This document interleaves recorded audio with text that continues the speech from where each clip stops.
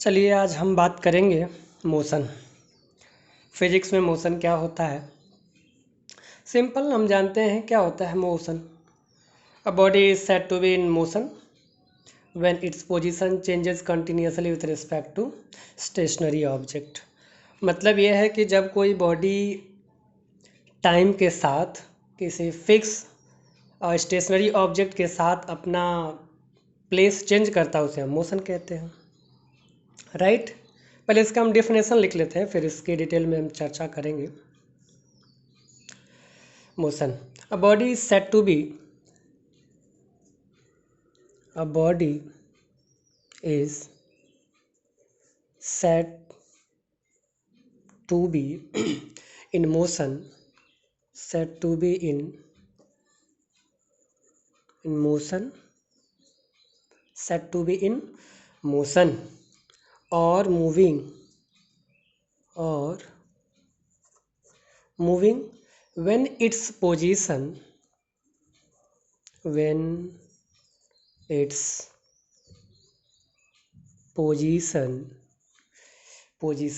changes continuously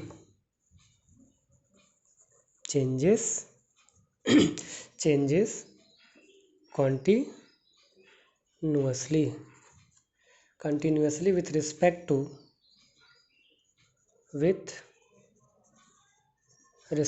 to stationary object, with respect to a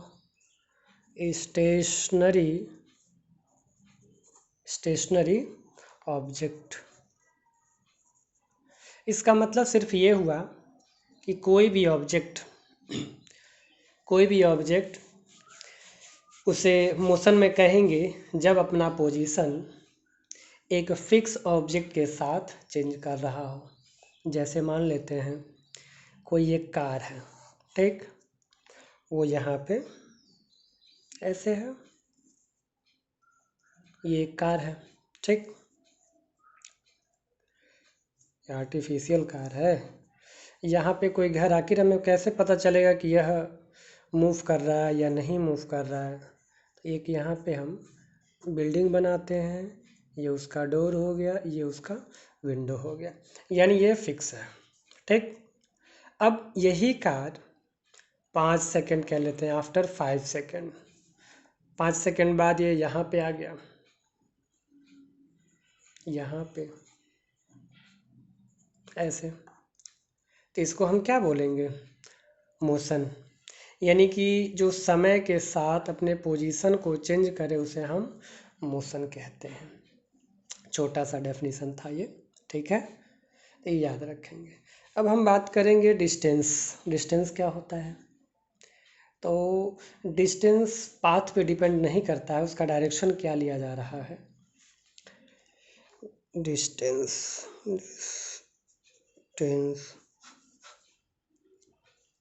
the distance traveled by a body is the actual length of the path covered by a moving body irrespective of the direction in which the body travels।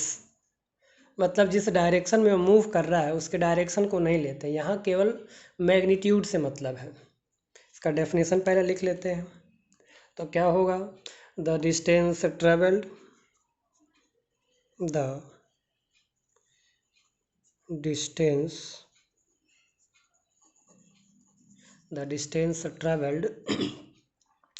by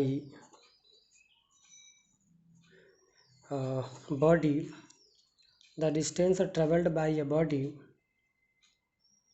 is the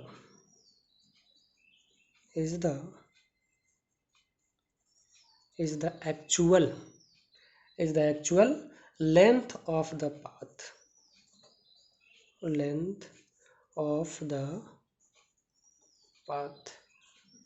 उम्मीद कर रहा हूँ समझ में आ रहा होगा। Is actual length of the path covered by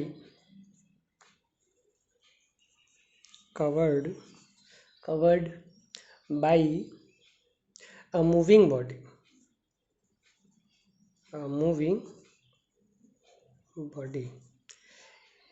the distance travelled by a body is the actual length of the path covered by a moving body. यानी कि कोई ऑब्जेक्ट जो मूव कर रहा है उसका जो एक्चुअल लेंथ है उसी को हम डिस्टेंस कहते हैं, और वह डिस्टेंस उसके डायरेक्शन पे बिल्कुल डिपेंड नहीं करता है। तो इसलिए लिखेंगे क्या, irrespective of the direction,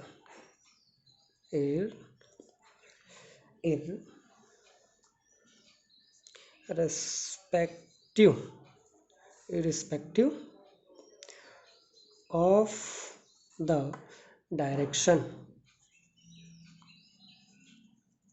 the direction in which the body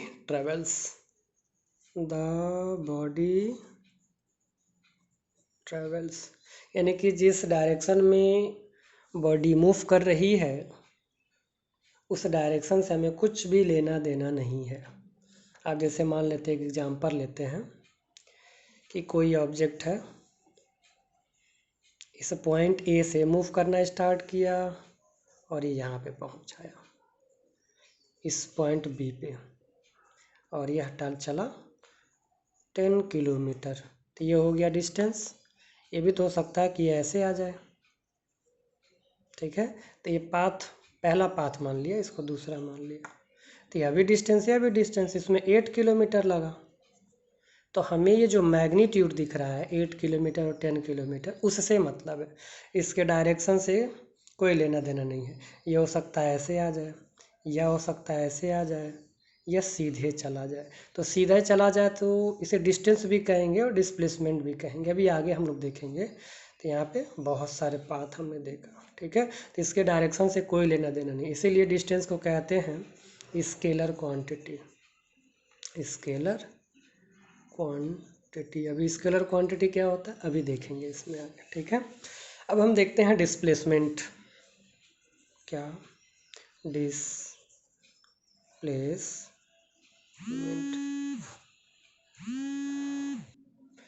अब हम देखते हैं displacement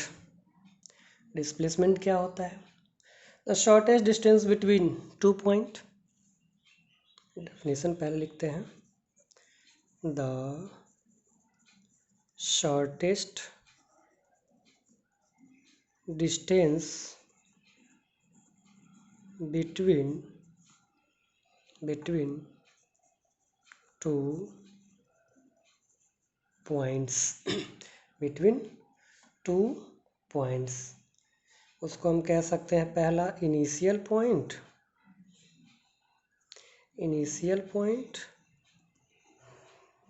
and final point, right. ये वेक्टर क्वांटिटी होता है। अब जैसे इसी को देखें, जैसे इस डायग्राम में अब बहुत सारे पाथ हैं, लेकिन इसमें हम केवल इस ए से बी तक का ये जो शॉर्टेस्ट डिस्टेंस दिख रहा है इसको केवल लेंगे, केवल इसको। ये हमारा शॉर्टेस्ट डिस्टेंस, इससे छोटा और कोई रास्ता नहीं हो सकता, और इसका डायरेक्शन है ए से बी के तरफ। चूँकि हम ए से चले हैं तो ए से बी के तरफ ही जाएंगे, तो इसलिए इसका डायरेक्शन है, तो इसीलिए हम इसको डिस्प्लेसमेंट भी कहते हैं, राइट। और इसीलिए यह क्या होता है, इट इज वेक्टर क्वांटिटी। हम आगे बात करेंगे इस वेक्टर क्वांटिटी और ये स्केलर क्वांटिटी। अब ये समझ में आ गया डिस्टेंस और डिस्प्लेसमेंट। डिस्टेंस किसी भी डायरेक्शन से जाए, वो कितना चला है वो डिस्टेंस हो गया, और जो 2 पॉइंट के बीच में, ये ए और बी के बीच में शॉर्टेस्ट डिस्टेंस होगा उसे डिस्प्लेसमेंट कहेंगे। अब एक बात और आती है यहाँ पे, डिस्टेंस कभी जीरो नहीं हो सकता, डिस्प्लेसमेंट जीरो हो सकता है। कैसे? अब जैसे हम यहाँ से यहाँ पे, ठीक है, यहाँ से स्टार्ट किया चलना, चलते चलते चलते चलते फिर से यहीं पे आ गए, यानी जहाँ से चला है वहीं पहुँच गया। तभी इस दोनों पॉइंट के बीच में कोई भी डिस्टेंस नहीं है, इसीलिए यहाँ पे डिस्प्लेसमेंट जीरो होगा। लेकिन यह जो चला है, यहाँ पे चल के आए हैं ऐसे, अगर मान लिया ये 11 किलोमीटर है तो यह डिस्टेंस है, ठीक है, और यह डिस्टेंस कभी जीरो नहीं हो सकता। इसीलिए हमको यहाँ बताना पड़ेगा कि distance never be zero, distance never be zero, but displacement क्या होगा, डिस्प्लेसमेंट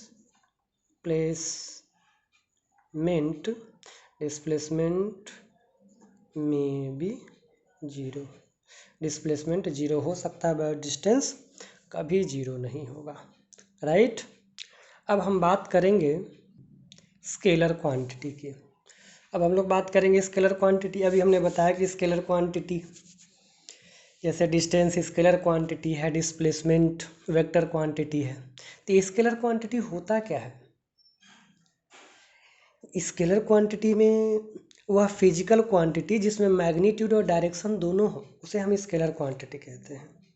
पहले इसका डेफिनेशन लिखते हैं, फिर हम इसको डिफाइन करते हैं। A physical quantity,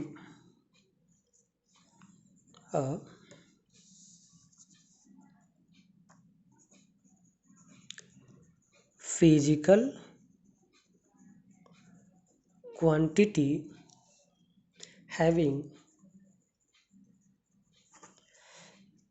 quantity having only magnitude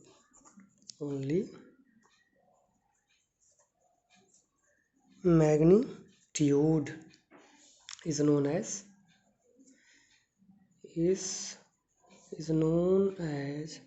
scalar quantity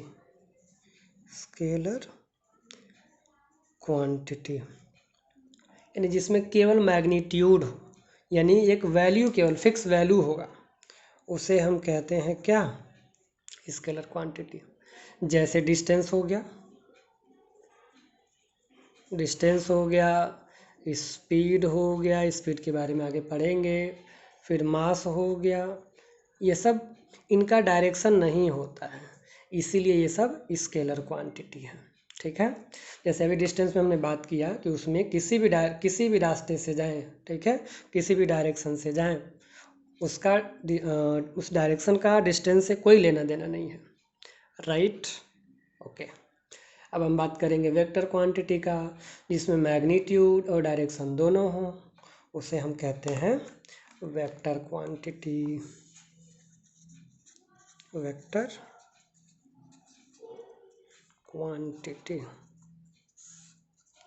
vector quantity क्या है? तो physical quantity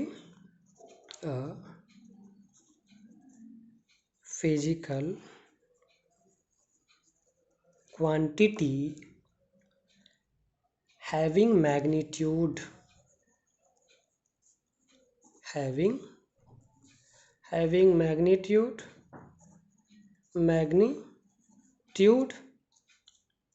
as well as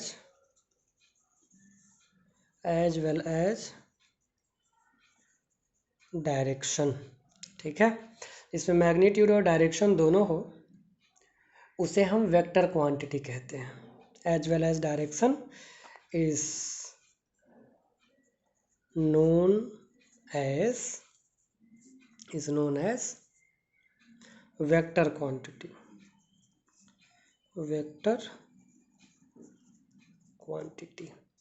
example में क्या क्या लेंगे, क्या क्या होगा? जैसे डिस्प्लेसमेंट अभी हमने देखा, डिस्प्लेसमेंट हो गया, फिर उसके बाद से वेलोसिटी लेंगे, जो आगे भी पढ़ना है, वेलोसिटी हो गया, एक्सेलरेशन हो गया, वेट हो गया, ठीक है। एरिया भी वेक्टर क्वांटिटी होता है। अब आपको ये सोच में पड़ गया होंगे कि एरिया कैसे होता है, बट एरिया वेक्टर क्वांटिटी होता है। आपको क्लास 11th में जब वेक्टर पढ़ाया जाएगा तो समझ में आएगा वहाँ पे। बहरहाल अब ये जान लेते हैं कि एरिया क्या होता है, वेक्टर क्वांटिटी होता है। इतना हो गया। अब हम आगे देखेंगे यूनिफॉर्म मोशन।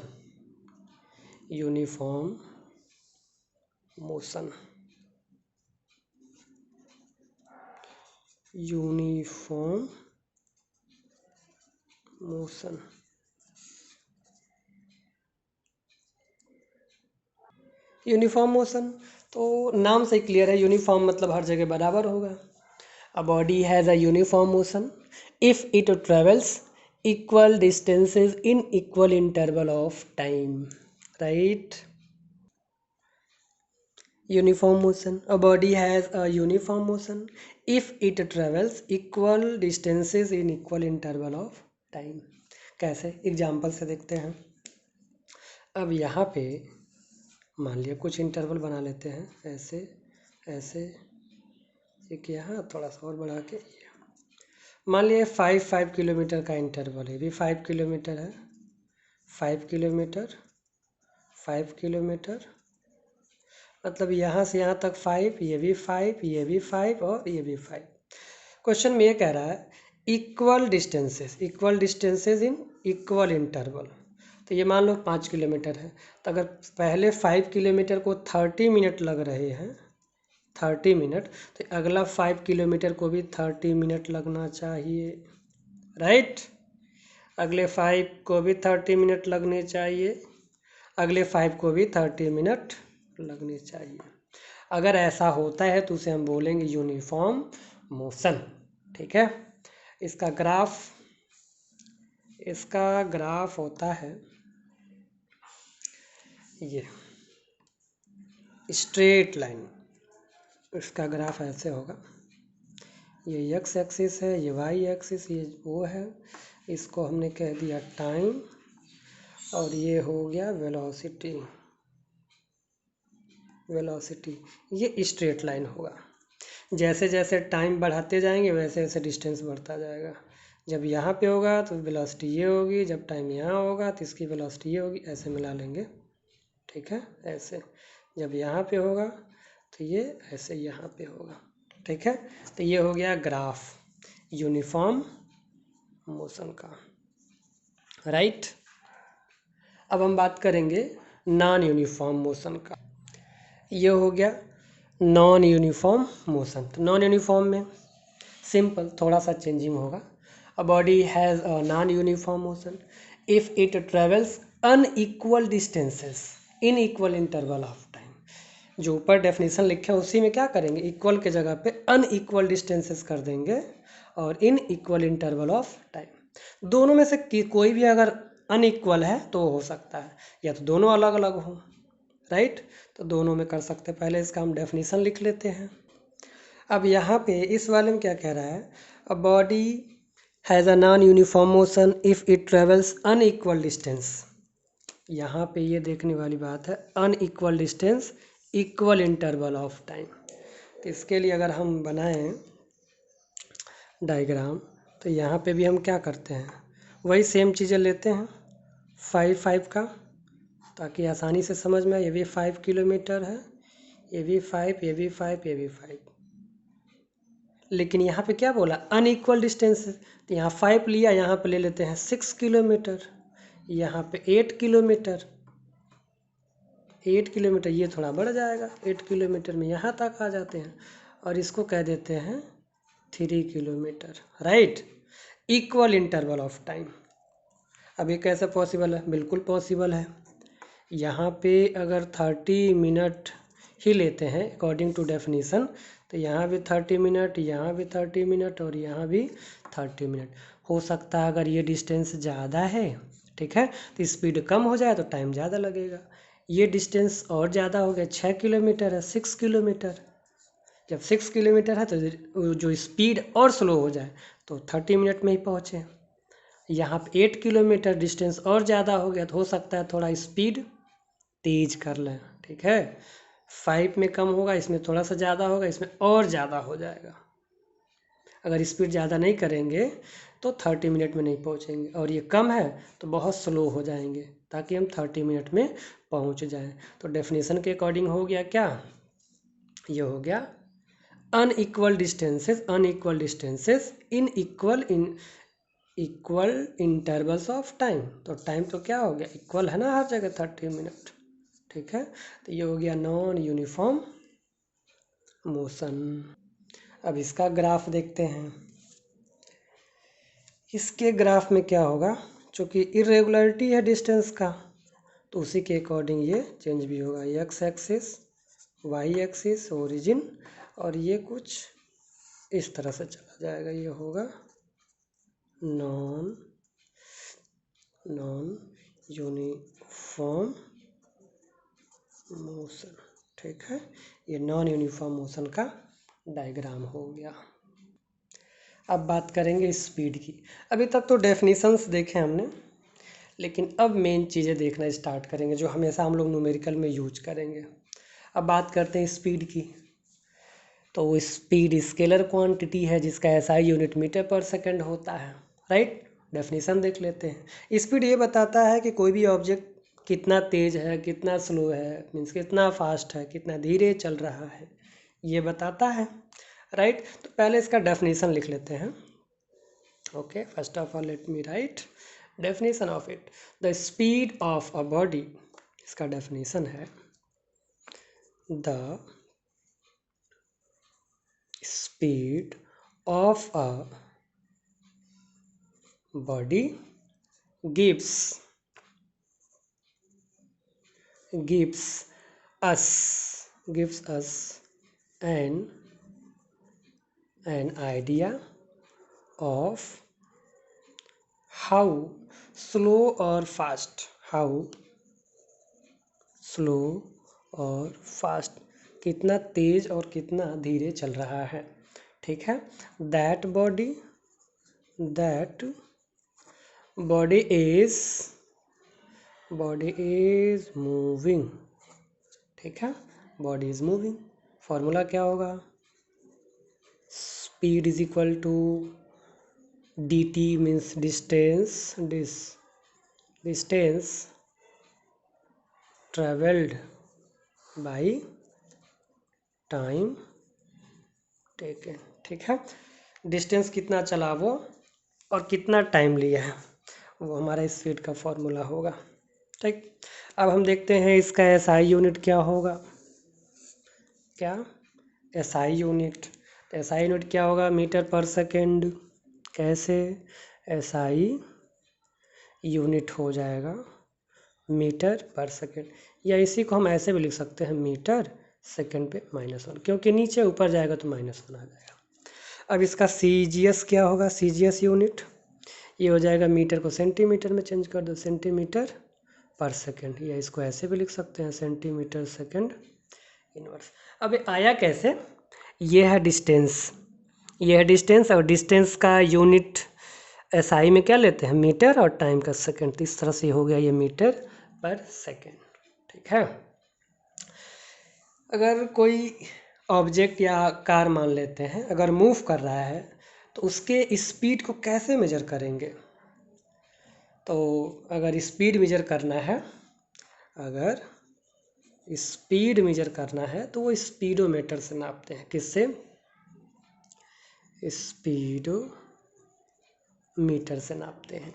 ठीक, अगर हमें डिस्टेंस नापना हो तो कि वो कितना चला, तो अगर डिस्टेंस नापना है तो उसको नापते हैं ऑडोमीटर से, राइट। तो स्पीडोमीटर स्पीड नापता है और ऑडोमीटर डिस्टेंस, जो कि 4 व्हीलर 2 व्हीलर में भी होता है, राइट। अब हम बात करेंगे एवरेज स्पीड का। एवरेज स्पीड क्या होता है भाई? अभी जो देखा बस वही चीज़ है, total distance travelled by total time taken, वही हमारा एवरेज स्पीड है। बट इसका डेफिनेशन देखते हैं। ये हो गया एवरेज स्पीड। क्या? Total distance travel by total time taken. एक बार और देख लेते हैं।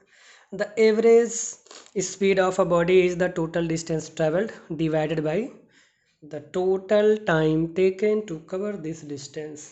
ठीक है, तो total distance by total time भी कह सकते हैं। अब इसका फॉर्मूला क्या होगा? सिंपल, उसी को हम फॉर्मूले का रूप दे देंगे, उसी को फॉर्मूले के रूप में लिख देंगे। क्या? तो आपके सामने है, ये रहा। Average speed is equal to total distance travelled by total time taken, इसको टी मतलब total distance travel total time taken भी कह सकते हैं। ये हो गया इसका फॉर्मूला। ठीक, अब अभी तक तो इसके पहले हम लोग देखे थे क्या, डेफिनेशंस देखे थे। अब यहाँ पे थोड़ा सा काम की चीज़ देखें हम लोग। अब इसी पे एक क्वेश्चन लगाते हैं, एक क्वेश्चन देखते हैं, मज़ा आएगा। छोटा सा क्वेश्चन है, फिर इसके बाद हम आपको थोड़ा सा लेवल आपका हाई करेंगे। सबसे पहले एक क्वेश्चन ये देखते हैं, a scooterist covers a distance. ये क्वेश्चन है, a scooterist covers a distance of 3 kilometres in 5 minutes, calculates his speed इन।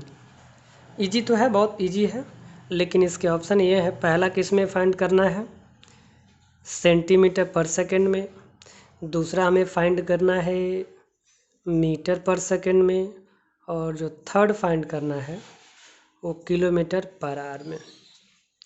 यानी कि इसमें जो डिस्टेंस है 3 किलोमीटर है, टाइम 5 मिनट है, लेकिन यहाँ पे किलोमीटर में दिया है और यहाँ मिनट में दिया है, और पहला हमें चाहिए किसमें, सेंटीमीटर में और सेकंड में। तो सॉल्यूशन में हम क्या करेंगे, सॉल्यूशन में सबसे पहले लिख लेंगे जो दिया हुआ है। क्या दिया है, तो डिस्टेंस दिया है, डिस्टेंस कितना दिया है, 3 किलोमीटर दिया है, राइट। तो अब इस 3 किलोमीटर को पहले हम चेंज कर लेते हैं, हमें किस में चाहिए, सेंटीमीटर में चाहिए, मीटर में चाहिए और किलोमीटर। तो किलोमीटर तो ऑलरेडी है, मीटर में चाहिए, तो मीटर में कन्वर्ट करेंगे। तो एज वी नो दैट, भले ना जानते हो बट लिखना पड़ता है, वैसे पता हो गया अब क्या, 1 kilometre is equal to 1000 metre, right. तो यहाँ पे क्या करेंगे, 3 में 1000 से जैसे ही मल्टीप्लाई करेंगे वो मीटर में कन्वर्ट हो जाएगा। ये हो गया 3000 मीटर। अब इतना ही नहीं, अभी तो हमें ये मीटर में मिला, किलोमीटर में है, सेंटीमीटर में भी चाहिए। तो अब हम क्या करेंगे, अब हम इस मीटर को सेंटीमीटर में चेंज करेंगे। तो 1 metre is equal to 100 centimetre. तो अब हम क्या करते हैं, इसमें 1 metre is equal to 100 centimetre, तो 100 से जैसे ही मल्टीप्लाई करेंगे ये कन्वर्ट हो जाएगा सेंटीमीटर में, राइट। इतना काम हो गया। अब यही काम हम टाइम के भी साथ करेंगे। टाइम में तो सब में इन दोनों में सेकंड चाहिए और इसमें आर चाहिए, आर मतलब घंटा। कौन सा घंटा, मंदिर का घंटा नहीं चाहिए, ये सुई जो घंटा बोलता है टन टन, वो। तो ये है 5 मिनट को घंटे में चेंज करेंगे, आर में चेंज करेंगे और फिर मिनट में। तो अपना पहला काम सेकंड में चेंज करना होगा, कर लेते हैं, टाइम को चेंज कर लेते हैं। तो टाइम यहाँ पे दिया है 5 मिनट, ठीक। तो 5 मिनट, 1 मिनट में कितना सेकंड होता है, चलो यहाँ नीचे लिख लेते हैं, इसको छोड़ देते हैं। यहाँ पे हो जाएगा 5 × 60, कितना हो जाएगा, ये हो जाएगा 300 सेकंड हो गया। कैसे, तो 1 जो मिनट होता है उसमें 60 सेकंड होता है, राइट। इतना हो गया। अब इसको आर में भी चेंज करना था, तो हम किनारे निकाल लेते हैं, किनारे नहीं, नेक्स्ट करते हैं, नेक्स्ट पे यही साइड में कर लेते हैं। यहाँ पे जो जगह बच गया है थोड़ा सा, तो यहाँ पे अगर हम करें, आपने लिख लिया होगा, तो अगर टाइम को आवर में कन्वर्ट करना है तो पहले 5 मिनट था, 5 में जैसे ही 60 से डिवाइड करेंगे, क्योंकि 1 hour is equal to 60 minute. ठीक है, तो डिवाइड कर देंगे, डिवाइड करके 5 1 जा 5, 5 12 जा 60, 1/12 आर में चेंज हो गई है टाइम। ठीक, अब पहला जो क्वेश्चन इसमें है, पहला क्वेश्चन क्या कह रहा है, पहला निकालो सेंटीमीटर में कह रहा है। चलो सेंटीमीटर में निकालते हैं, इसकी इच्छा पूरी करते हैं। तो अब जो दिया है सबसे पहले लिख लेते हैं, हमें स्पीड निकालना है, तो speed is equal distance by time होता है। तो डिस्टेंस पहले लिख लेते हैं, कितना दिया है, डिस्टेंस आ गया, सेंटीमीटर में चाहिए, तो सेंटीमीटर में डिस्टेंस कितना है, 3 के बाद 50 सेंटीमीटर। टाइम चाहिए सेकंड में, तो सेकंड में टाइम है 300 सेकंड। ठीक है, अब speed is equal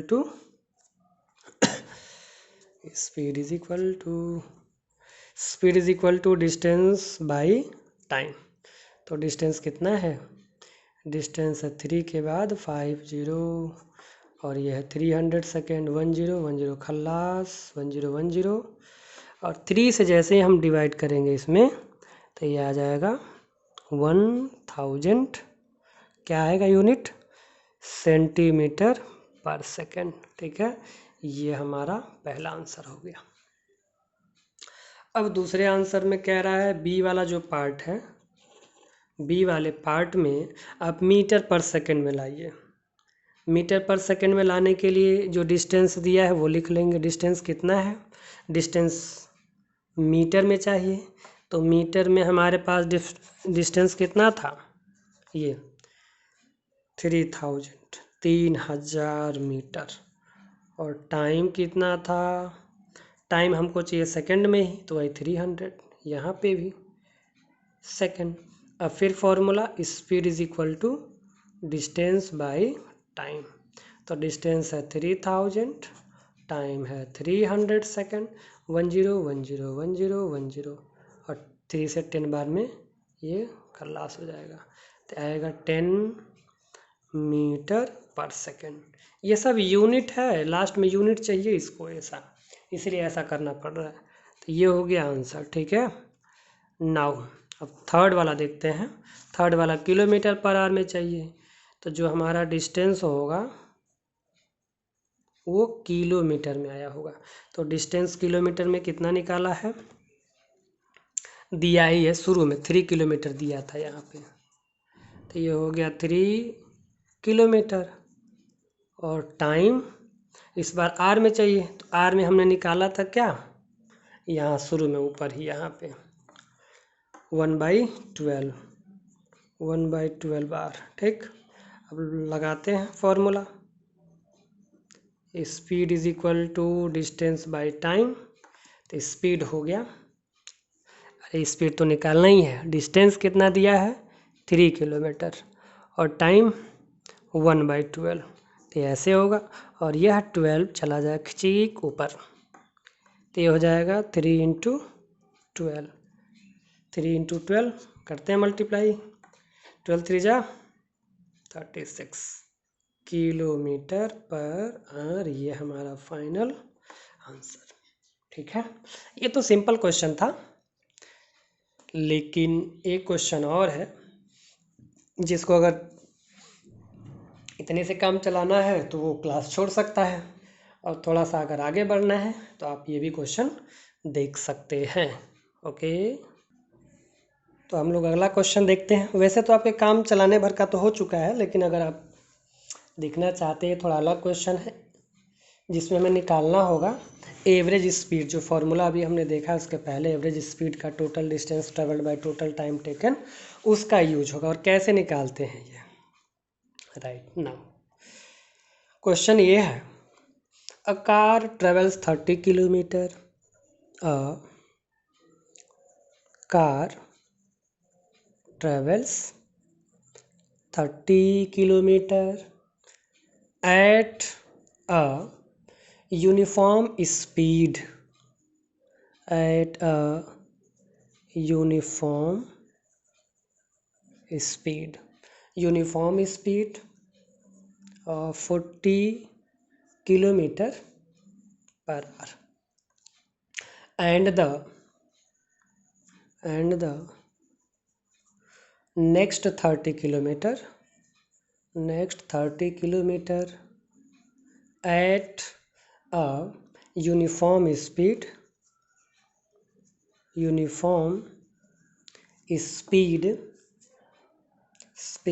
of 20 kilometre per hour. ठीक, find its average speed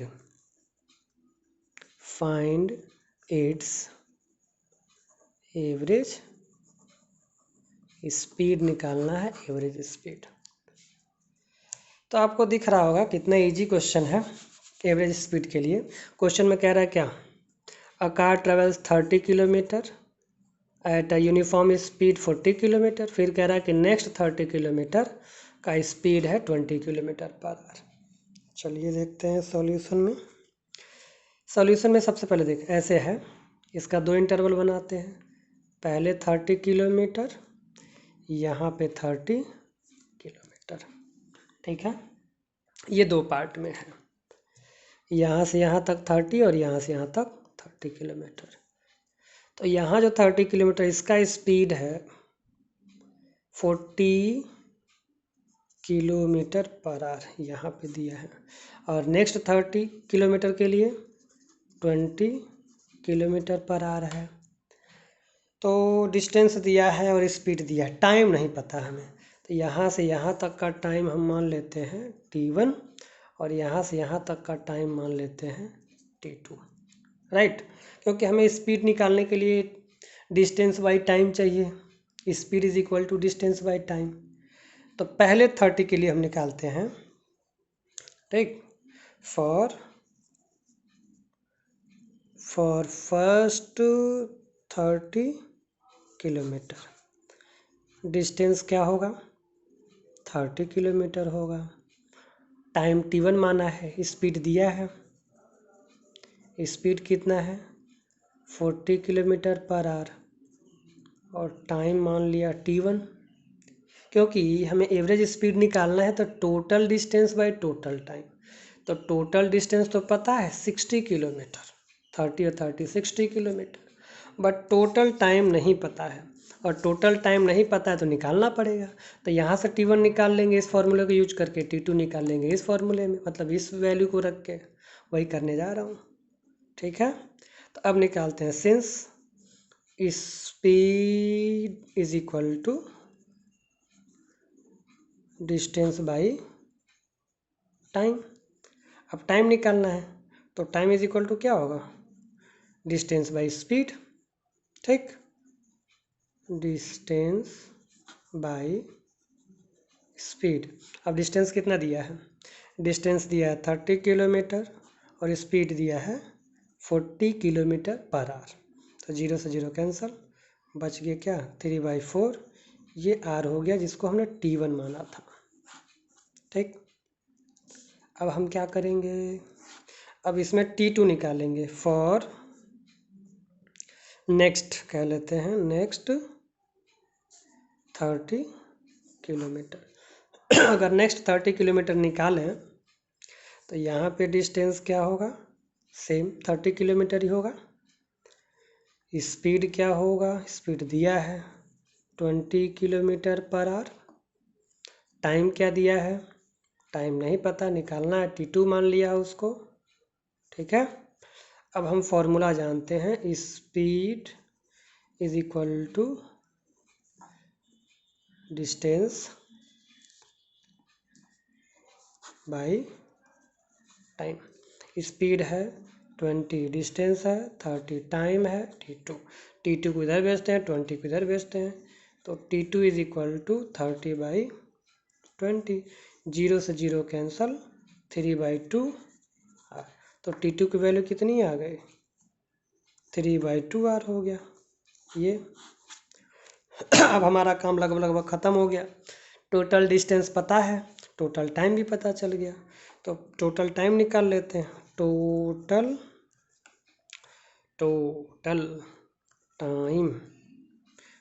time t is equal to t1 plus t2।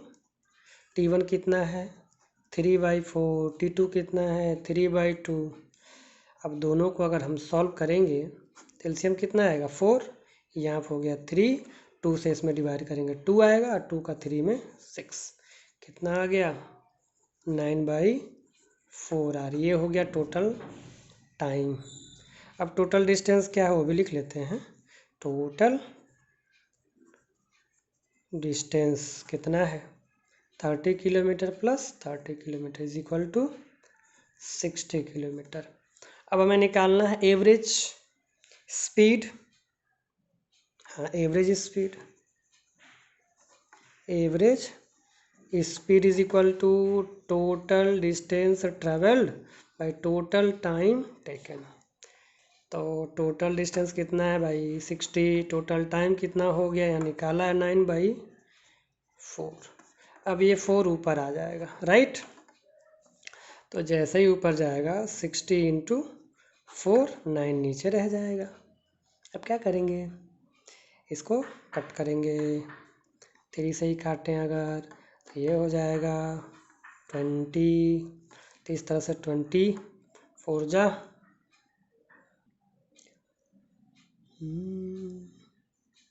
80/3, और जब इसको डिवाइड करेंगे तो आएगा 26.6 किलोमीटर पर आवर। ये हमारा फाइनल आंसर आ गया। मज़ा, बहुत सारे क्वेश्चन हैं, ठीक है। तो अगला नेक्स्ट लेक्चर में, तब तक के लिए धन्यवाद।